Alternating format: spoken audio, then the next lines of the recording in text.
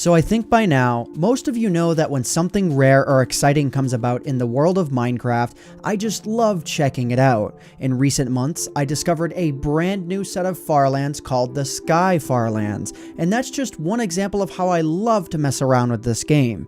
Today, something pretty extraordinary happened. I was doing research for another video that'll be coming out in a couple of days. I wanted to find screenshots from the versions of Minecraft that had the obsidian wall and the brick pyramid, since there wasn't that much info about these structures on the internet.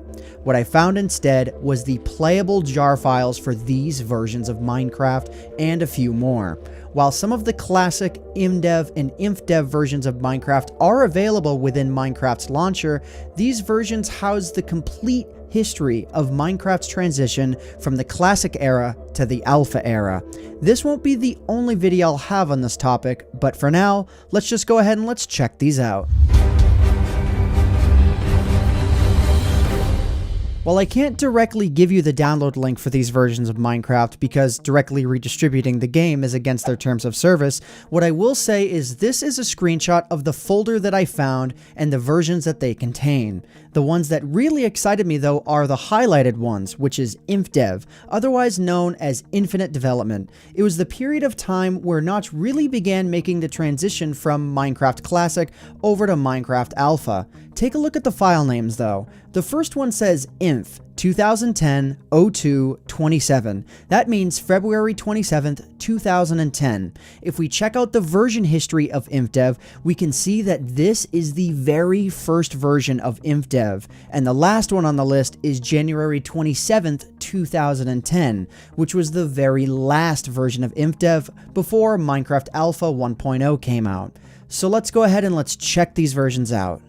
So first up, February 27th, 2010. Immediately after spawning into the world, we can see that the terrain looks much like it did during the classic era of Minecraft, but with one big change. This is the first version of Minecraft with infinite terrain, hence INFDEV. There's also a massive obsidian wall that runs along the 0x and 0z axis, probably for testing purposes. Other things that exist within this version are cogs, which are the precursor to redstone, as well as a super rare brick pyramid that spawns periodically throughout the world. I'm not going to go into too much detail with this one because I want to save it for that other video I talked about, but as they were just solid, super massive structures that stretched all the way from ground level to the height limit. Next up is the April 15th, 2010 release.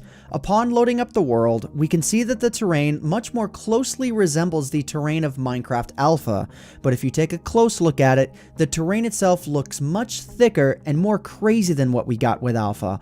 This is also the first version that I have that implemented trees. While they look very similar to the large oak trees from Alpha, there are none of the smaller, more well-known trees that we know today. Those come into the picture later on.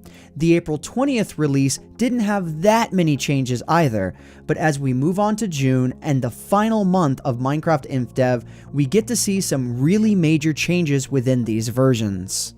Between April 20th and June 8th, 2010, development on INFDEV came to a halt, but then the version where doors, ladders, and signs were added, the giant trees were removed for a bit, and the trees that we know today came to be. Between this release and the final version of INFDEV, a lot happened under the surface that would take a long time to cover. I mean, just look at this massive changelog. Dungeons and mob spawners were added, minecarts and minecart tracks were added too, updated caves, buckets of water and lava, and overall, the game that ultimately became Minecraft Alpha was forged. So yeah, that's just one of the many stories I'm going to tell about these old school versions of Minecraft.